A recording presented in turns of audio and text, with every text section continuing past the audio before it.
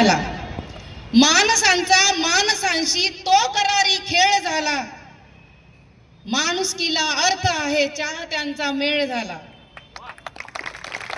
महेश दादांना मी जास्त म्हणजे बऱ्याच वर्षापासून ओळखते, पण अशी कशी समोर प्रत्यक्ष भेट नव्हती.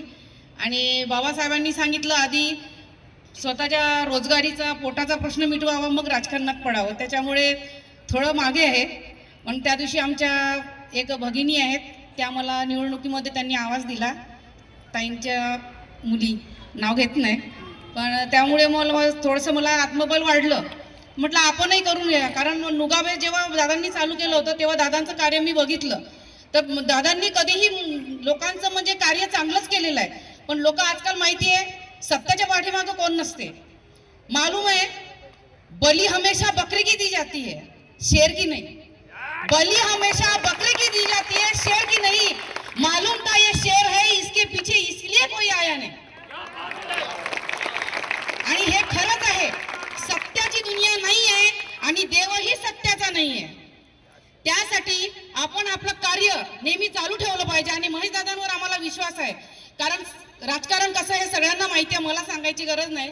कारण इथे जो सत्याने वागतो त्याच्या पाठीमागे फार कमी लोक असतात, पण सत्य कधी हारत नाही. सत्य कधीच हारत नाही. ही हार नाहीये. 55,108 मतं भेटलेत, ही खायची गोष्ट नाहीये. टक्कर दिली हे महत्वाचं आहे.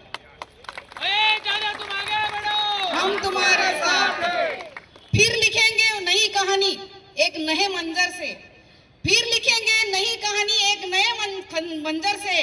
ये बर्बादी का शोर है, जरा इनको मजे चखने तो दो.